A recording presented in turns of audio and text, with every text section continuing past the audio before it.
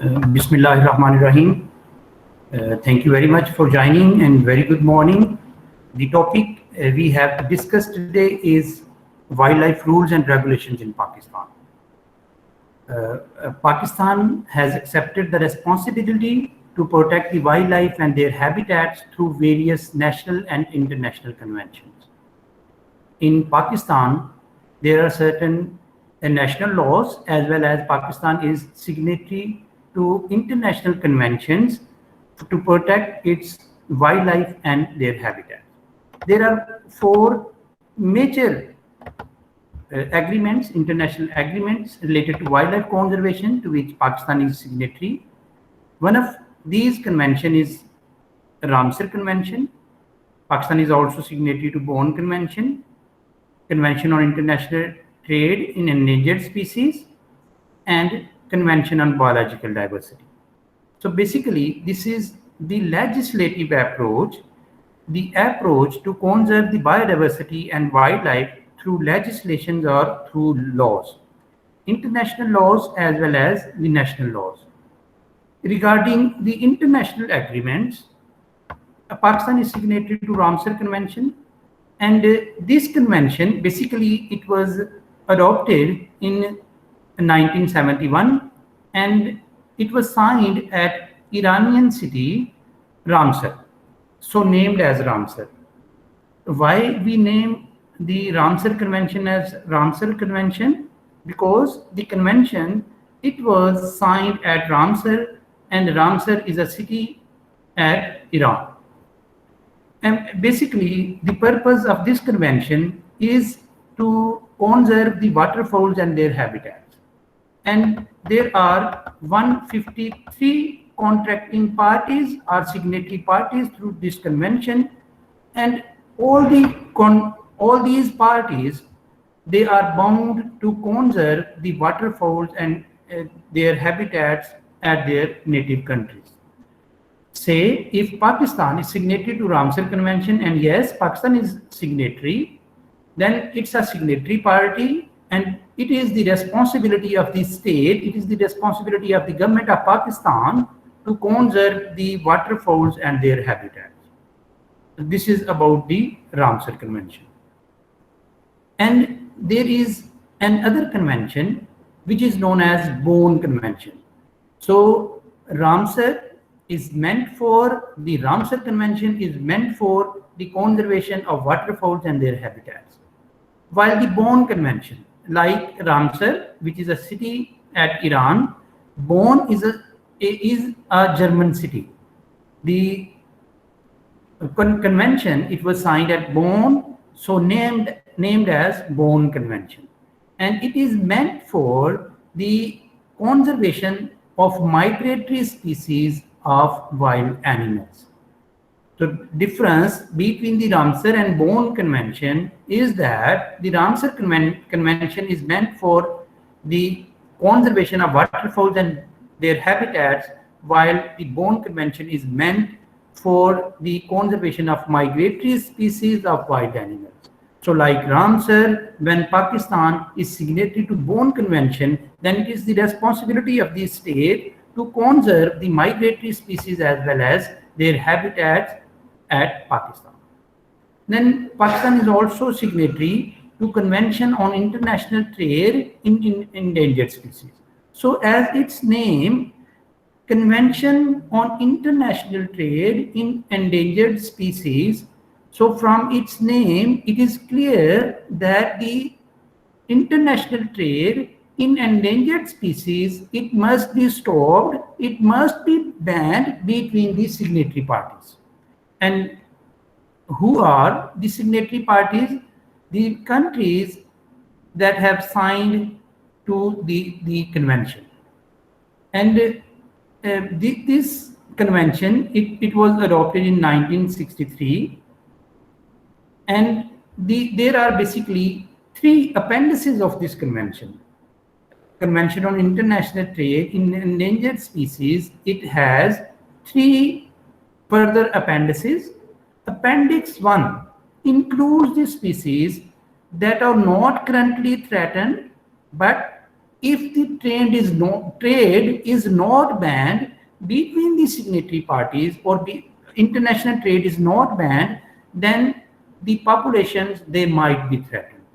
So Appendix 1 includes the species that are not currently threatened, but if the trade is not banned, international trade is not banned, then the species, they might be either threatened or endangered, or they may attain any other status, threatened status of threatened species.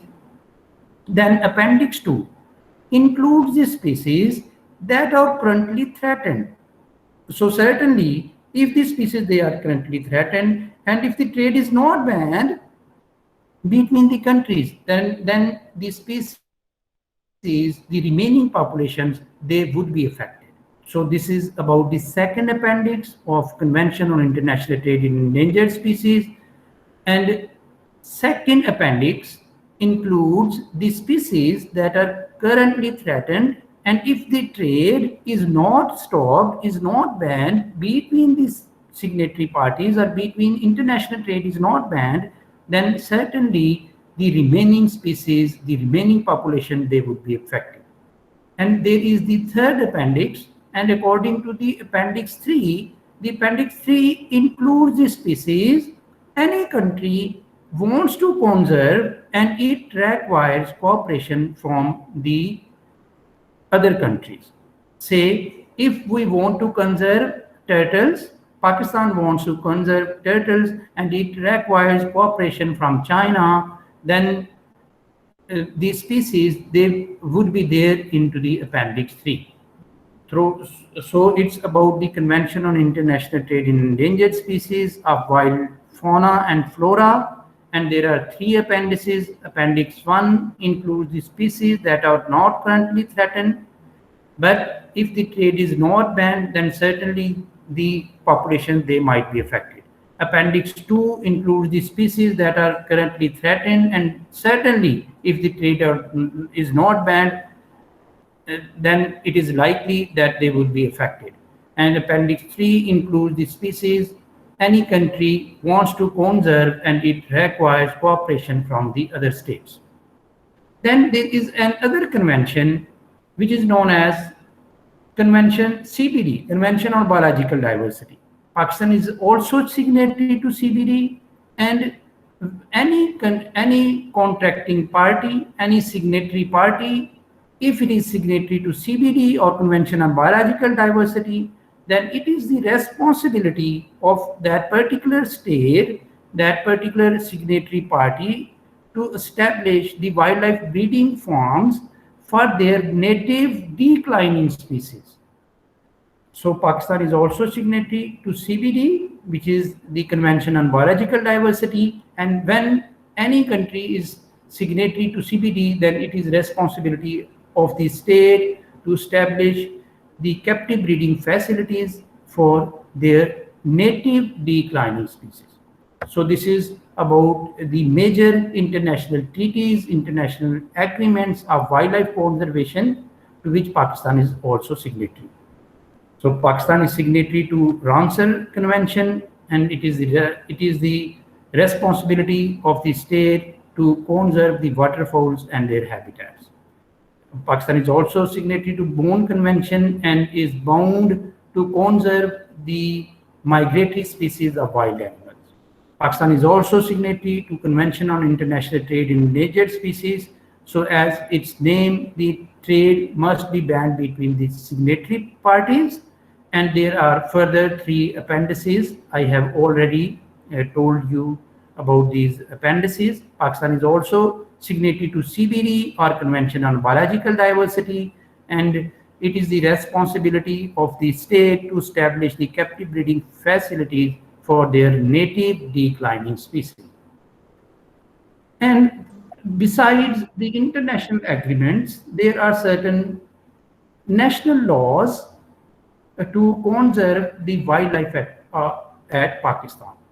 And first of these rules, this legislative approach is the Wildlife Protection Ordinance of 1959. And this was the first passage for the wildlife protection at Pakistan, and it was later termed as Wildlife Protection Rules of 1960. And according to these rules, the only the government, it was authorized to establish the wildlife sanctuaries and game reserves. And according to the Wildlife Protection Rules of 1960, wildlife was formally recognized as an important natural heritage. Then there is another act, which is Endangered Species Act of 1973, which is a Convention on Trade of Endangered Species. It was also signed. And at Pakistan, wildlife is a provincial department, so each and every province has its own wildlife acts or rules. In Punjab, we are following the Punjab Wildlife Protection, Preservation, Conservation and Management Act of 1974. So all these species at Punjab, they are protected through this act, the Punjab Wildlife Act of 1974. There were certain amendments in this act, and according to these amendments, besides the state, the other parties, the private parties, they were also allowed to establish the captive breeding facilities and wildlife parks. Before these amendments, the private parties, they were not allowed, only the state was allowed to establish the wildlife breeding parks, wildlife breeding farms, and zoological gardens. But after these amendments, the private parties, they were also allowed to establish the wildlife breeding farms. So these are certain national laws, these are certain international agreements related to wildlife conservation to which Pakistan is signatory. If you have any question, please let me know. Sir इन सब rules के ऊपर कौन मतलब अमल कौन करवाता है, कौन सी चीज इनको मॉनिटर करती है, कौन सा अदारा? So basically Punjab Wildlife Department, Sindh Wildlife Department, KPK Wildlife Department, all these are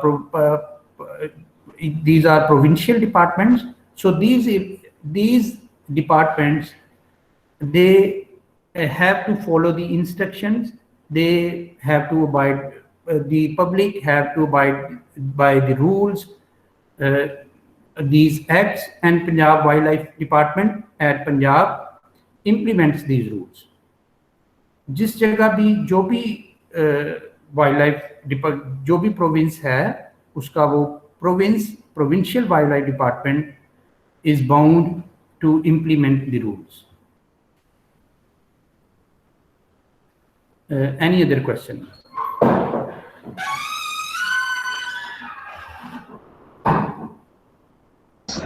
sir ये जो हम आप पढ़ाते हैं, हम नोट करते हैं, वहीं से तैयार कर लेना, नोट से पढ़ने की जरूरत नहीं है ना? जी, आप लेक्चर जो मैं दे रहा हूँ वहाँ से आप प्रिपेयर कर लें, प्रेपरेशन कर लें. वैसे जो भी नोट्स हैं, जो भी स्लाइड्स हैं, वो आपके CTS पे अपलोड भी होती हैं. अगर आप मुझसे कहेंगे तो मैं आपको जो भी आपका ग्रुप है उसमें भी सेंड कर दूँगा. Any other question?